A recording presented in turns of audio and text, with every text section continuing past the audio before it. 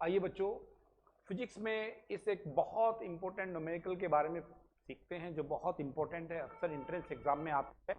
ये जो न्यूमेरिकल है ये रिलेटेड है मैग्नेटिक इफेक्ट ऑफ करंट से। यहाँ पर दो रिंग आपके पास में गिवन है, ये करंट कैरिंग रिंग है, जिनमें आपको क्या करना है, जिनमें करंट गिवन आपके पास में, एक में करंट I1 है, एक में करंट I2 है। और इस I1 I2 करंट के कारण इसका जो सेंटर है, सेंटर पॉइंट है दोनों रिंग का, जो कंसेंट्रिक रिंग मतलब इनके कॉमन सेंटर है, इसके इस सेंटर के ऊपर आपको O पॉइंट के ऊपर मैग्नेटिक फील्ड इंटेंसिटी फाइंड करनी है। दोनों रिंग की रेडियस सेम है, दोनों में करंट की डायरेक्शन जो है, एक में करंट का मैग्नीट्यूड I1, एक में I2, और जो करंट की डायरेक्शन है इस तरह से इसमें गिवन है। तो कैसे आप निकालते हैं मैग्नेटिक फील्ड इंटेंसिटी इसके O पॉइंट पे? तो सबसे पहले तो मैग्नेटिक फील्ड इंटेंसिटी के बारे में आपको जानना है कि मैग्नेटिक फील्ड इंटेंसिटी एक तरह की वेक्टर क्वांटिटी है, और जब वेक्टर क्वांटिटी होती है उसका मैग्नीट्यूड भी होता है, उसमें डायरेक्शन भी होती है। तो पहले दोनों करंट जो है I1 I2, दोनों रिंग में जो करंट है I1 I2, इनके कारण मैग्नेटिक फील्ड की डायरेक्शन देखेंगे। तो कौन सी डायरेक्शन में मैग्नेटिक फील्ड होगा, आइए पहले जानते हैं। सबसे पहले ये जो नीचे ये हॉरिजॉन्टल वाली रिंग है, इसके कारण अगर मैग्नेटिक फील्ड की डायरेक्शन निकालते हैं O पॉइंट पे, तो इसके लिए दो रूल होते हैं। या तो आप रूल यूज कर सकते हैं वेक्टर प्रोडक्ट का रूल, या फिर रूल है वो यूज करते हैं आप राइट हैंड पाम रूल। तो राइट हैंड पाम रूल को यूज करते हैं, फिंगर को इस रिंग के जो इस वाले वायर से O की तरफ करेंगे, अंगूठे को I1 की तरफ करेंगे, तो थंब का जो फेस होता है वो रिप्रेजेंट करता है मैग्नेटिक फील्ड की डायरेक्शन को। तो I1 वाली करंट के कारण जो मैग्नेटिक फील्ड आएगा यहाँ पर, वो आएगा इस डायरेक्शन में, ये आपके पास में कहलाएगा, इसको बोलेंगे आप B1।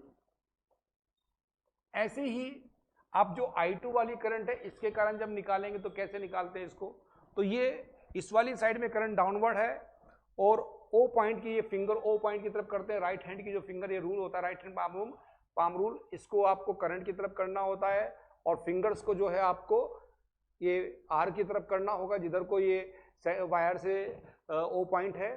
तो हथेली जो होती है वो पाम की डायरेक्शन है, पाम का फेस है, वो मैग्नेटिक फील्ड की डायरेक्शन को रिप्रेजेंट करता है। तो ऐसे ही I2 के कारण जब निकालते हैं तो इसकी मैग्नेटिक फील्ड की जो डायरेक्शन आती है वो इस डायरेक्शन में आता है। तो ये B1 B2 दो मैग्नेटिक फील्ड आपके पास में आएंगे, और दोनों के बीच का जो एंगल होगा इनका 90 डिग्री है। तो पहले B1 B2 का जो रिजल्टेंट है उसको आप निकालेंगे, कितना होगा देखिए।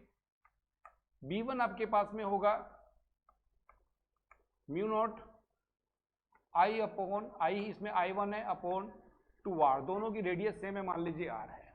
ये आपके पास में B1 का मैग्नीट्यूड होगा। ऐसे ही B2 कितना होता है, रिंग के सेंटर पे जब निकालते हैं, ये फॉर्मूला कई बार आपने पढ़े होता है, mu naught I by 2R। तो जब करंट I2 है तो इसको लिखेंगे mu naught I2 by 2R। अब B1 B2 आपके पास में दो मैग्नेटिक फील्ड है पॉइंट O के ऊपर, तो रिजल्टेंट मैग्नेटिक फील्ड इंटेंसिटी कैसे निकालेंगे, इन दोनों का जो नेट आता है वो कैसे निकालते हैं आप, तो पैरेललोग्राम मेथड वेक्टर में आपको मालूम है, B2 के पहले लाइन खींची, और फिर ये B1 के पहले लाइन खींची, तो यहां पर अब रिजल्टेंट जो बनेगा आपके पास में, इसको बोलेंगे आप B नेट। तो ये B नेट जो होगा, इसका मैग्नीट्यूड अगर आपको निकालना हो तो कैसे निकालेंगे,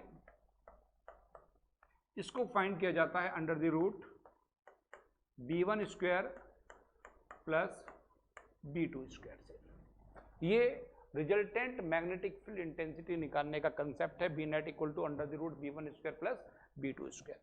तो यहाँ पर B1 B2 की जब वैल्यू आप पुट करते हैं, mu naught I1 upon 2R का whole square plus mu naught I2 upon 2R का होल स्क्वायर का अंडर द रूट जब आप लेंगे, तो इसमें जो कॉमन टर्म है उसको आप बाहर निकाल लेंगे रूट के अंदर, ये स्क्वायर है रूट के अंदर से, तो ये इस तरह से लिख सकते हैं म्यू नॉट अपॉन 2R, और ब्रैकेट के अंदर जो बचेगा, एक बचेगा ये I1 square plus I2 square. तो ये नेट मैग्नेटिक फील्ड का मैग्नीट्यूड होता है, और डायरेक्शन भी अगर इसकी निकालनी हो कितने एंगल पे होता है, ये वाला एंगल अगर आपको फाइंड करना हो इसको फाई मान सकते हैं।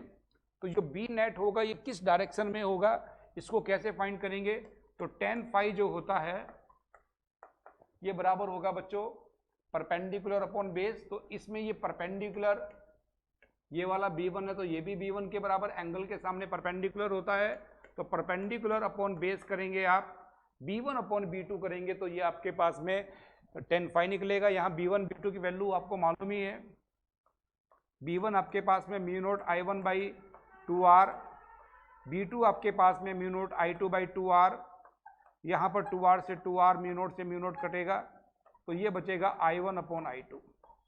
तो यहाँ से अगर आपको ये tan phi की वैल्यू आई है, यदि phi आपको फाइंड करना हो कितने एंगल पे ये होगा इस बेस के साथ में, तो इसको आप लिख सकते हैं यहाँ पर phi equal to tan inverse I1 by I2।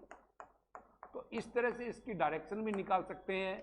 ये बहुत इंपॉर्टेंट एक सवाल है जो अक्सर आपके एंट्रेंस एग्जाम में, बोर्ड एग्जाम में पूछा जाता है, और इसी तरह के बहुत सारे सवाल आपको अगर जानने हो, सीखने हो, समझने हो तो आइए लगातार जुड़े रहिए आप हमारे चैनल के माध्यम से।